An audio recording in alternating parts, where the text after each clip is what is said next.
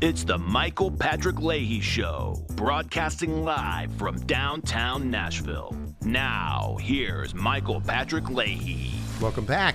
In studio, all-star panelist, official guest host of the Michael Patrick Leahy Show, our very good friend, E.J. Host. E.J., what a happy day. Happiest of days. You know that song from the Lego movie, Everything is Awesome? That just keeps playing on loop in my brain right now. Everything is awesome. Everything is awesome. Yeah. And you know, like for me, I've been working 16 and a half years for this day. Yeah. You know, Fair. ever since George W. Bush said, I'm going to break every rule of the free market to save the free market. What? Right. And then you saw him sourpussy. Oh, he was funny though yesterday. Didn't you think he was funny? Who? George W. Bush in the inauguration. So when he first walks in, and he's shaking hands and he's kind of trying to look stoic and important and everything. But then you've got to see his facial expressions. He looks like a little kid who had too much candy on Easter morning before going into church. And he's kind of giddy and excited, and his eyes are making funny. You know, his eyes are going back and forth, like, who's in here? Ooh, who do I get to talk to? I mean, it was very bizarre. But you know what else I noticed? He and the rest of that ilk over there didn't stand for certain parts of the speech. Yeah, which was awful. Here's the deal, especially because it's indoors. If you and Elizabeth Warren and Hillary Clinton and Kamala Harris, if you are not going to stand when Trump says that God saved his life, if you are not going to stand when he talks about making America great, you don't deserve the ticket to be in the room. I'm sorry, but like, you're going there for this man's inauguration and it's already not outside for all to see. Give the seat to somebody who deserves it. You know what's interesting is Donald Trump is 78 years old. George W. Bush is 78 years old. Bill Clinton is 78 years old. Oh, wow. They're all 78 years old. And George W. and Bill don't look so great. They look like they've aged. But Donald Trump, that guy he looked great yesterday. He's full of energy. He looked well rested. He got his 3 hours of sleep. Unbelievable. Yeah. Ironically, I thought, there was the one ex-president who seemed to actually be enjoying the service, the event, was Bill Clinton. Yes. And you know why? Because he was peeking over at Bezos's wife's outfit, maybe. Oh no! Not the classiest of things to wear to inauguration, I thought. Your fiance is one of the richest men in the world, and they're married now. Yeah, I think that wasn't it some $60 million marriage or something on some island. I think that was still in the planning, but I saw that report. But here's the thing: the bizarre element of it. I mean. She wore an outfit that was a little revealing, shall we say. You think? It was a lacy lingerie bra. That's what I meant to say. With a blazer, as if that classed it up a little. I don't know. I mean, if you're a billionaire, do you want to have your paramour displaying all of the things that you find so wonderful to the entire world?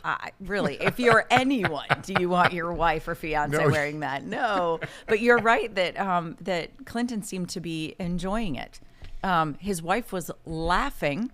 Hillary Clinton, almost couldn't contain herself when President Trump said.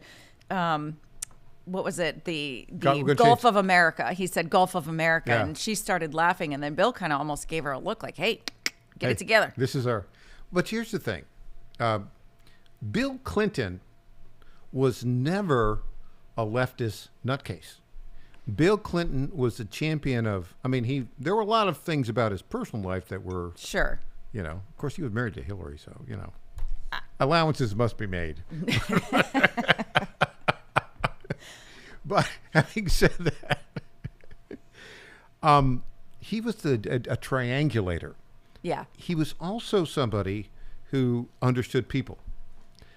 I think he actually understands what Trump is doing. Yeah. Oh, for sure. Right? Yes. Of all the people in the room, I think probably President Obama, former President Obama, also knows what Trump is doing, and that's why he couldn't defeat him. Yeah. Really. I mean, he couldn't win because Trump does it better. So this moment, which came right after this spectacular inaugural address, I think epitomizes the golden age of America. Okay. It's the return of the can-do Americans. And our fellow Tennessean, Yes. the great Carrie Underwood, was informed. She was scheduled to sing America the Beautiful. And she was informed immediately before she was set to sing to accompaniment that for technical reasons, the accompaniment wasn't going to happen. I think they were going to delay it or eliminate that from the ceremony. Here we go, can do. So we'll watch this clip. I don't know if we'll get the audio of it. If we don't hear what she said, I'll tell you what she said. Basically, the guy comes up to her and said, Technical difficulties. Technical difficulties. We don't have the musical accompaniment that we all rehearsed to. And then she said, well, let's play it, and then I'll tell you what she said. Okay. And then she said, I'll just sing it. You know the words, help me out here. There we go. Here we go. Oh, beautiful for spacious skies, for amber waves of grain, for purple mountain majesties above the fruited plain.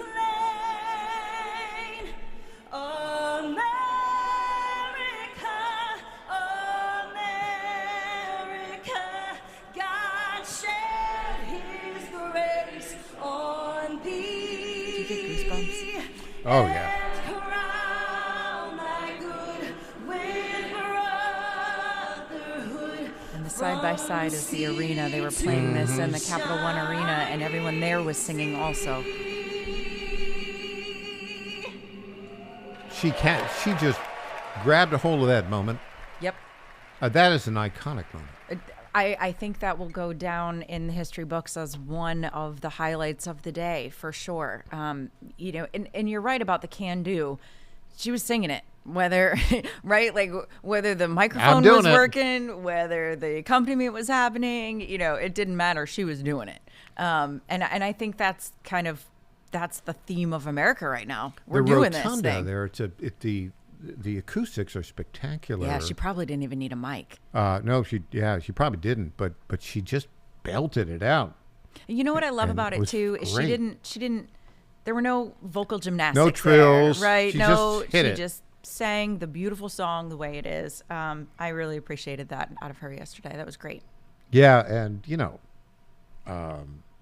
it was such a great moment. It's such a great way to come after such a great speech. Yeah.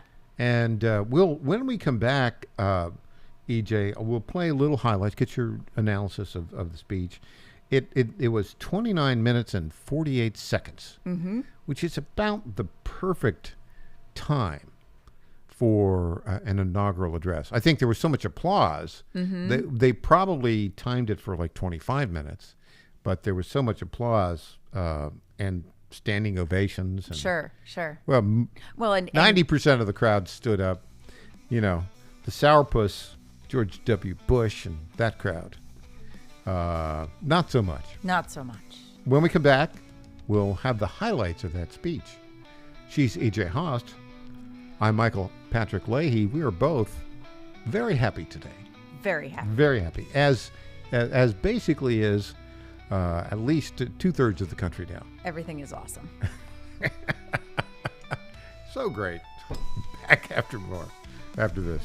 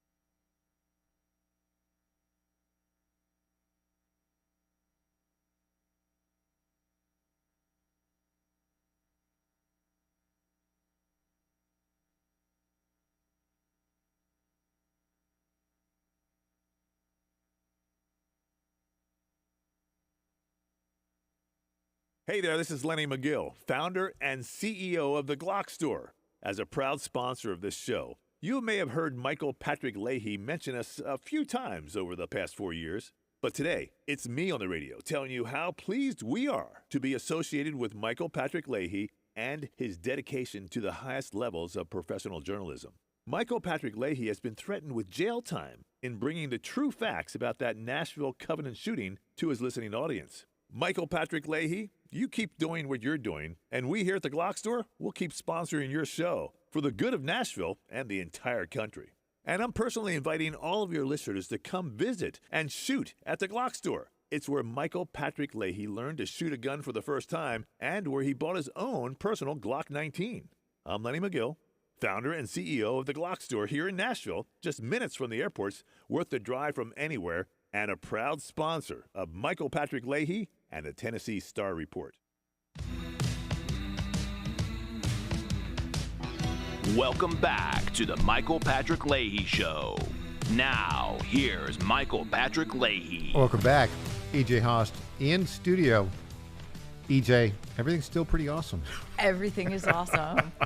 Playing on loop in my brain. I mean, I think the energy in this studio right now, with all of us so happy. Can you imagine what the energy it was like at those balls last night? I know. The Naira So balls? I actually, I have a few friends who attended a few of them. One was at the Liberty Ball, and the photos are just unbelievable. And you wouldn't believe, like, the other celebrities that were there that we don't really hear about, that are just quietly supporters. You know, they don't make a big to-do about anything, but they were just thrilled to be there.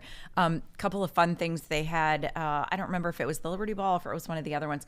They had some like photo op stations set up. Right. And one of them was the McDonald's drive-through, and it had a cutout of Trump, you know, like this, and you could go up to the drive-through and take your picture with it. I think so. Look, everybody's having fun. You know, we went through so many years, particularly the Biden years, and then the COVID years before that. yeah. There was not a lot of fun in the country. There was all, you know, you can't do this, you can't do that. Well, you can do what you want now. Yeah. And everybody's having fun. The optimism is just, it's on fire, right? I mean, we're just so excited to open up all these new opportunities. I mean, listen, one of the things that he did, he signed an executive order that eliminates government requirements for low pressure shower heads. Oh, I love that. He's making showers awesome again. Like, you know, right? that has irritated me. The whole toilet flush thing. Yeah. The whole you washing machine problem, the dishwasher problem. Right. Where you can't use enough water to get the job done, so after you use the machine like 3 or 4 times, and you end up using more water. You end up using more water, of It's course. just Yeah. idiocy. Yeah. You know, Well, just the crazy. low flow toilet thing Yeah. or whatever. Come on. That's just uncomfortable. Let's So, not go there. Again, because things are moving so fast, just a couple things to point out here. They have fired Trump fired the head of the TSA, Yeah. the one who basically put Tulsi Gabbard on the no-fly list. Yes. Yeah. Well, Yeah. she's not flying. Right. She's gone. She's- TSA chief gone. Gone. That's not bad. Elise Stefanik, confirmation hearing today. Yep. She's been nominated to be the ambassador to the United Nations. She'll sail through. I think so. John Fetterman. Ooh, I there's think- rumors about him. Well, tell me what the rumors are. Okay, so first, I just have to, since we did have fashion discussion, he should have worn something nicer to the inauguration. He wore a hoodie and shorts. Yeah, Carhartt hoodie and shorts. Just have a little class. We've seen you in a suit before, sir. He didn't Put one wanna- on for this. He didn't want to get off brand. He said he would go. He goes in a suit on the floor of the House of the Senate. But it seems to me a presidential inauguration is even an event which requires even more respect. Listen, anybody who made a fashion statement at that event, other than Donald Trump and Melania Trump, is trying to make it about them. They're trying to gain some headlines, and so I have very little respect for that. However, I do respect Fetterman kind of moved to the right a bit. And he's just being somewhat reasonable. I can't believe I'm saying that out loud, that I'm agreeing with Fetterman on several issues. But he understands why the Democrats lost, and he's trying to be a reasonable person and bring others from the Democrat Party with him, and they just aren't having it. Badly attired, Yes. but trying to be reasonable. If I had to pick, I'd pick trying to be reasonable. Yes. Yeah. He said, quote, this is from this morning, I would make a pretty bad Republican. Yeah. Well, Senator Fetterman, there are already a number of senators who are pretty bad Republicans, so join the club. Yeah. Asterisk. We've talked He's about not- them at length. He's Yeah. not going to switch parties, No, and I'll no, tell you no. why. Because if he switches parties, the Republicans will pay less attention to him. True. So he wants everybody to pay attention to him. And he proved Yeah. that with what he wore yesterday. Yeah, he's Exactly. definitely a headline chaser. I also think his district might have a problem with it. Is the So- or Pennsylvania? his Pennsylvania, yeah. The other thing is that the Trump's FEMA has extended transitional hotel housing for hurricane victims in North Carolina. That's good. Hey. Yeah, they should have been doing more for that. All right, let's go to some of the highlights Yes, of sir. the Trump speech. And let's just begin at the beginning. Patrick, just start and then pause. There's so much to talk about, but let's go ahead with the very beginning of the speech. Thank you very much, everybody. Well, thank you very, very much. Vice President Vance, Speaker Johnson, Senator Thune, Chief Justice Roberts, Justices of the United States Supreme Court, President Clinton, President Bush, President Obama, President Biden, Vice President Harris, and my fellow citizens. The golden age of America begins right now. Let's just stop it right there. Everything is awesome. Can't you hear it? I hear the song. And when he says that, I hear the song. And I feel like fireworks should have gone off. Like there should have been pyrotechnics going off in the background. The golden age of America begins right now. Now, again, Stephen Miller, very smart guy, Deputy Chief of Staff in charge of domestic policy, was there last time around. But the guy is a great speechwriter.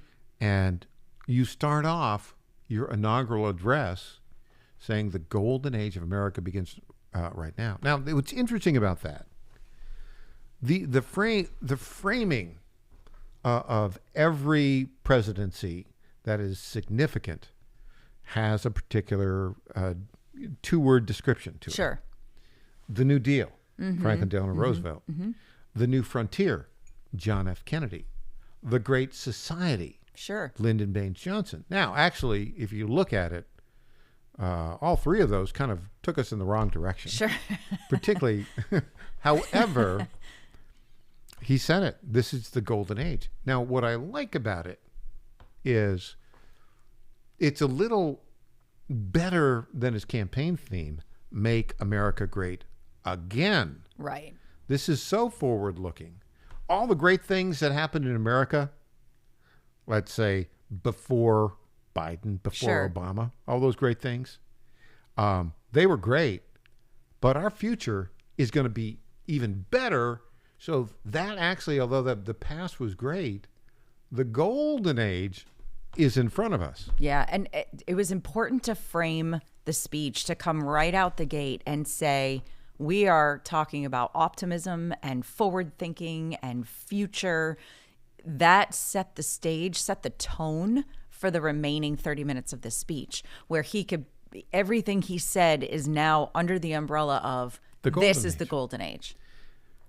I mean, and it's interesting because when you look at it, the phrase "the golden age" has been, I think, really since the election. Sure. He started using that term, the golden age, the golden age. I think they planned if they won, they would start introducing the term, the golden age. But a good speech, a classic speech, as you pointed out, you set the theme at the beginning. And what I liked about this in particular was, well, when are they going to hit the theme, right? And sometimes even a good speech, the theme won't come till midway. Here, It was in the very first sentence. And I think that's important because these are the very first things he is saying after As 47. right. Yeah. Right. So the very first words out of his mouth were positive, forward thinking, and setting the tone for his presidency, not just the speech, but setting the tone for the presidency. For all 4 years. Think yeah. about how golden our 250th anniversary is going to be. That'll be great. Yeah. Right? In 2026. That'll Yep. be fantastic. Now, gold. The framing Yes. of gold. You know, Donald Trump, as a real estate developer, he loves gold. Oh, you've seen his home, haven't you? His home, the Trump Towers, is just filled with yeah, gold. Yeah, of course. Ornate gold. And Mar-a-Lago, same thing. Yes. so Yes. this is a theme of the guy's lifetime. He builds very, very good buildings, very high end, but it is so Trump to call his second term the golden age. Yeah. His first term was very different. And frankly, if you look at the scheme of things, if you look at a providential plan, I think God had a plan. Well, certainly. and Saved this- his life. And non-consecutive terms, I think, was part of the plan. Had to be that way. Yeah. We'll have more when we get back. She's A.J. Host. I'm Michael Patrick Leahy.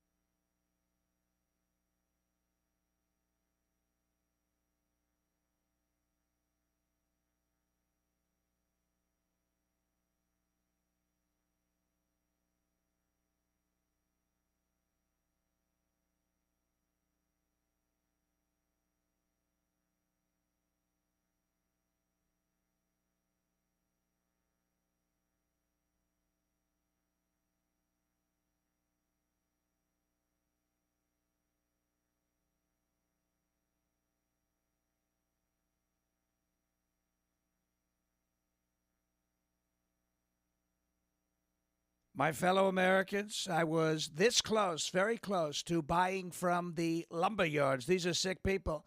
But I turned my head at the last second, and I saw a big, beautiful ad for D.T. McCall's. These are highly respected people.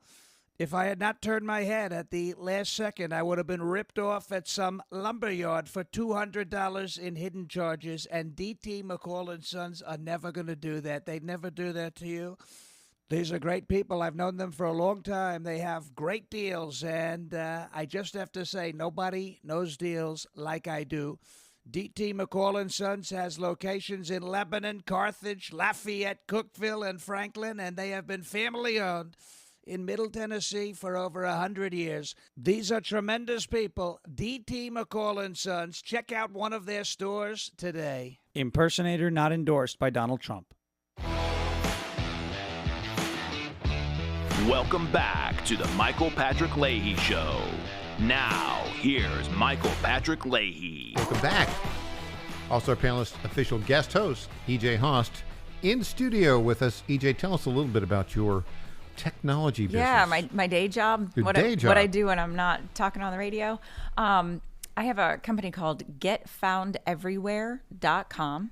Basically, what we do is help businesses with their online reputation. So reputation management, review responses, being able to post to socials with one login, check all your DMs. And the most important thing is getting real human beings into your brick and mortar business. So if your business relies on local people actually showing up at your door, you have to have a totally different search engine strategy than if you just want people to go buy things on your website. So getfoundeverywhere.com. Getfoundeverywhere.com. That's the place to go if you've got a brick and mortar business. Yep. And you want people to actually show up. That's right. We help at you your get brick customers. And mortar business. Okay, so the Babylon Bee. I told you can't make me laugh anymore. My face hurts. I've been laughing and smiling so much. They have a headline here. I'll just read it. Sure.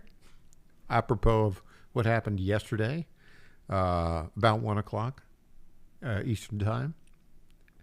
Elderly dementia patient cruelly evicted from home. Oh my goodness. That's terrific. That's terrific. I was on the Biden nap watch during the speech yesterday. I thought, gosh, is he going to fall asleep? And there were a couple of times I thought he was nodding off, but he pulled it together. I think probably Jill was, had a little pin in her pocket, a little thumbtack, She's like got giving him a little, like a cow prodder. Yeah. Wake up, Joe. Wake up, Joe. There was so much to laugh at yesterday in such the best ways. Yeah. Yeah, I love that. Okay, so 41 executive orders, a total of 200 executive actions. Yep. One of the executive orders, the title kind of caught your eye. It's the best. Putting people over fish. Stopping radical environmentalism to provide water to Southern California. Does it get better than that? It's true. Oh, absolutely. So they have this little fish, a little smelt. That because of this fish, they're trying to divert water. So they divert water from northern parts of California away from Southern California, where they're Palisades and Pasadena and Los Angeles. For decades, that's part of their water supply. That's right. It's been part of their water supply. And do you know where they put that water? It just goes out into the ocean. It's not even being used by Yeah. people for anything. So, memorandum for the Secretary of Commerce and the Secretary of Interior putting people over fish. So Trumpian. Now, Brilliant. There's a report that President Trump's first trip as president, as the 47th president, will be to Los Angeles. To California, yeah. I think that's probably a good move. I think that's a smart place to go. What do you think he's going to do? What's he going to do? He's going to go out there. He's going to listen. I do think I see in Trump now, in this version of Trump, where there's opposition, but it's crumbling. Yeah. And it's, it just doesn't have any oomph to it. Right. I mean, Right? even the media tried yesterday and today, they've brought out all the 2016, 2017, 2018 headlines of, Nazi symbolism. And it just doesn't work anymore. No. Nobody's paying attention to that. If you looked at the monikers, the words on the bottom of the screen on CNN, MSNBC, things like that, as all of the events were happening yesterday, they were just losing their minds. I thought Rachel Maddow last night, I was worried for her heart. She really looked like she was having a mental breakdown. Yes. Yeah. And I can't imagine anyone wants to hear that for No. 5 days a week. No, How do they think that's going to bring in more viewers to her program? Just awful. Well, Rachel Maddow, she had a lot of influence during the Biden maladministration, but no, it's gone. Yeah. It's Gone. She's been Joe Rogan. Yeah. And well, Tim that's the thing. Caston. We're the media now. And so Our show, at Star News Network. Exactly. And the John Fredericks radio show. Hey, great recap of the inaugural speech yesterday on Star News Network, by the way. Thank you. Really terrific. I tweeted that out yesterday. If somebody wants to find me on X at EJ Under the Radar. Oh, that's right. Let's remind we're supposed to be at EJ Under the Radar. Yeah, we should If you're on promote X. ourselves a little more, right? Yeah. But yes, if you want to catch up on all the things we don't get a chance to talk about, that's where you go. You can find me at Michael P. Leahy. And then the Tennessee Star site is the TN Star. Now, we've got, I think, because I started on X when it was Twitter back in November of 2008. And then from November of 2008 till really April of 2009, because of my role in the Tea Party, I had a huge number of followers. I got up to like 16,000. And then it became a left-wing sewer. Yeah. And so 2011, I between 2011 and 2023, when Elon Musk bought it, I maybe did half a dozen tweets. Yeah, sure. But then now I'm up to like 31,900.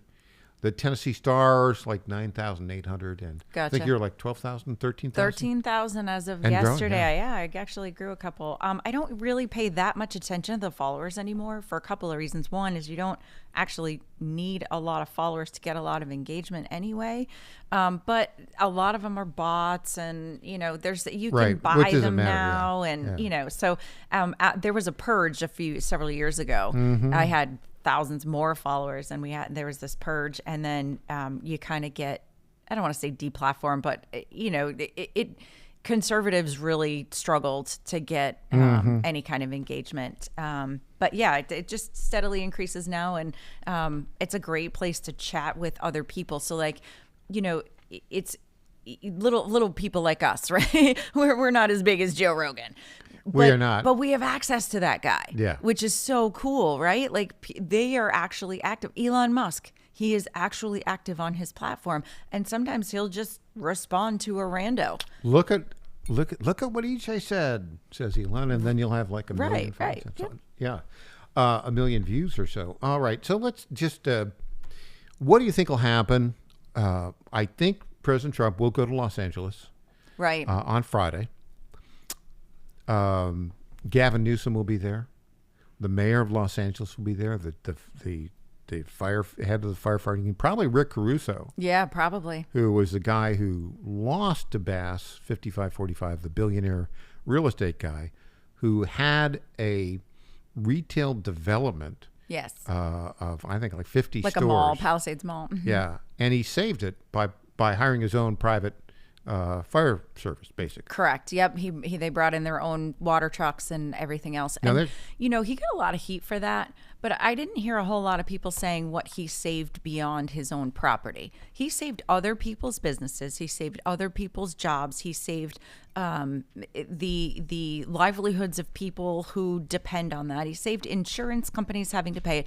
And by the way, he saved the firefighters time and energy and water that needed to be directed to other places. So everybody can give him a hard time for, he was selfish for saving his own place. No. I thank him for that because it helped other people. That's just crazy thinking. Yeah. thinking. Yeah. to criticize But I him. do think Trump will be kind. I think he will show grace and poise. I think he will listen to what all of the experts there and the elected officials there have to say.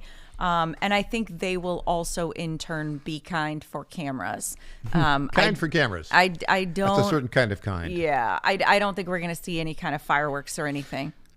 Fireworks. Sorry, bad pun. It's all right. I think you're right. And I think, look, I talked to John Fredericks yesterday about the first time he met Trump. And, John was the first media personality to endorse Donald Trump. He did that in April of 2014. That's incredible. 2015, rather.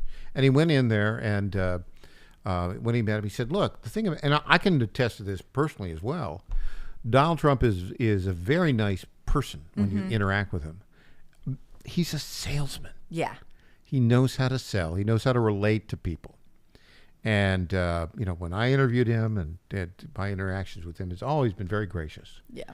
Very gracious. Now, you don't want to get on his wrong side, but I do think he's the opposition basically is collapsed. Agreed. And there's a chance here, if he does really great things in California, come 2028. We'll see. I mean, that's a big ask. It's a big ask. But here's the thing about Trump doesn't need to defend himself now. Right. In the sense that there's no jeopardy. He's the president of the United States. Mm-hmm. He's the president. And so he doesn't need, his natural niceness and politeness will be on the forward. He doesn't need to be mean to anybody. Sure. He'll be polite. Now, he'll be direct. He's going to say to Gavin Newsom, Gavin, when I was here in 2017, I told you, to fill the reservoirs and cut the underbrush, and you didn't. And so we're not going to give you all this money to do stupid things again. Right. And he might say it like that, right? And Gavin's going to go, But you're right. There is no need for Donald Trump in his current position to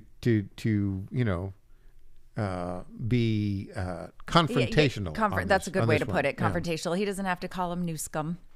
He doesn't. Although right? I love it when he does. I think it's hilarious. But you're right. There's no need for that now. Yeah. And I think, he probably won't bring up the mayor going to Ghana and things like that. I think he will focus on his people over fish initiative. And getting things done. Yeah. And I think the key is, and I do think in this golden age, we're going to look forward. Agreed. Not backward. So what has happened can't be changed. And what people did in the past can't be changed. But now, and this is, I think, what Trump's going to do, he wants to build even a greater coalition. Mm-hmm. So in Los Angeles, back to your point about will California go Republican in 2028?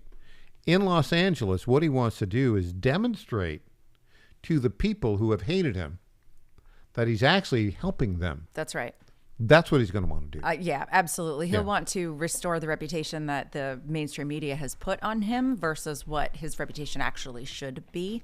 And I think that's a great angle for him to take when he visits on Friday. When we come back, we'll get to more of the speech. We've only got through a little bit of the speech, but we'll get to the speech. All right. The inaugural address. She's EJ Host. I'm Michael Patrick Leahy, back after this.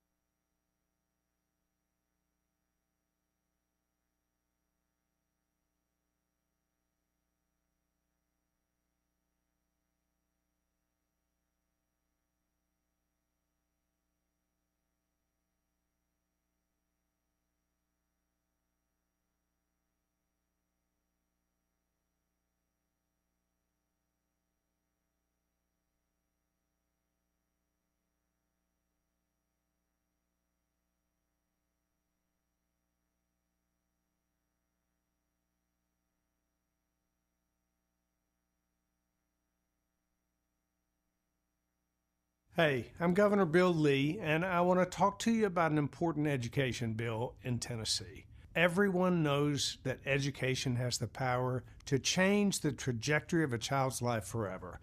And anyone who's raised a child knows that each one's different in their educational needs, and their learning styles, and their talents. The fact is, parents know their own children best. They know what's best for their education and their future. That's why I'm here to talk to you about Tennessee's Education Freedom Act. It empowers parents across our state to use their tax dollars to choose the school that allows their child to thrive, regardless of zip code or income, all while making significant investments in Tennessee's public education. If you want to learn how you can help make the Education Freedom Act a reality in Tennessee, go to educationfreedomact.com and write or call your state representatives. It's educationfreedomact.com. This ad is paid for by Job Creators Network. Welcome back to the Michael Patrick Leahy Show. Now, here's Michael Patrick Leahy. Welcome back. In studio, EJ Haas, all-star Yes, sir. panelist, official guest host of the Michael Patrick Leahy Show. EJ, let's get back to the speech, which was spectacular. So far, we've gotten through line 1. Line 1. Let's see if we can get line 2, 3, and 4.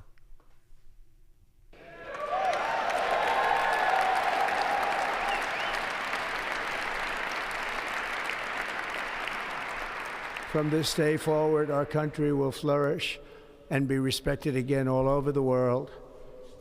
We will be the envy of every nation, and we will not allow ourselves to be taken advantage of any longer.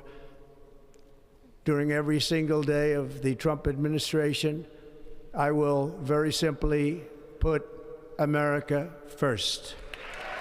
Okay, Incredible. there we go. Put America first. Yeah, that's just doubling down on this theme of looking forward and signaling. Remember, a lot of these lines in this speech in particular are not only meant for Americans. It's meant for our enemies. It's meant for our allies. These lines that, hey, we're putting America first, that's putting every other country on notice, saying that we won't be taken advantage of anymore. That's stop charging us more to put our ships through the Panama Canal than you charge everybody else. Stop. No, we're taking it back. Right? Hey, So- there was a line he had. We built the Panama Canal with all of our money, and we lost 38,000 people. This was during Teddy Sure. Roosevelt's period, back at the beginning of back in the early 1900s, and we stupidly gave it. That's what he said, yeah. We stupidly gave it to Panama. Jimmy Carter stupidly gave it to Panama. And then they brought in the Chinese to run it, and they're charging us extra. Right. And We're taking it back. Yeah. I love that line. I love that too. So, what's interesting is you'll hear a lot of quote unquote fact checks say, well, the Chinese don't own it, the Chinese don't run it, blah, blah, blah, right? Okay. So, technically speaking, no, they don't on paper run it. However, they are the workers there. They own all of the businesses around it, all of the logistics companies that manage it. So it's the canal itself and the structure itself may be owned separately, but the Chinese run everything around it that make it functional. And so that's where Trump is saying we're taking it back. Yeah, we're taking it back. All right, let's go back to the speech here.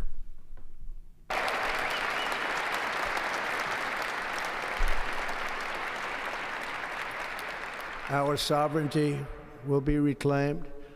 Our safety will be restored.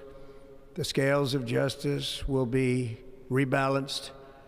The vicious, violent, and unfair weaponization of the Justice Department and our government will end. Okay. Now he's saying that in front of the guy who gave the order Yes. to viciously weaponize the Department of Justice. That would be Joe Biden. Well, let's be fair. It was Jill Biden along with Joe Biden Or- and all of the other No, staffers no, who were no. not You got her invited to name the wrong. speech. Ducked. No. It's Lady McBiden. Lady McBiden. That wasn't from me. That's terrific. You know who said? You know who came No, up? I don't. Oh, yeah. Obviously, Lady Macbeth. Yeah. No, it came from Nancy Pelosi's daughter, the filmmaker. Called her Lady McBiden. Oh, I love that. I love that. More infighting. Joe doesn't know he didn't know what anybody was saying in there. He was just wondering when we were going to serve the pudding. Like, he was kind of out of it. But that part of the speech was absolutely directed at the people who weaponized the government against him. And then obviously through his actions, the executive orders and whatnot later. We'll continue. We made it through like 4 sentences. Let's go to the next.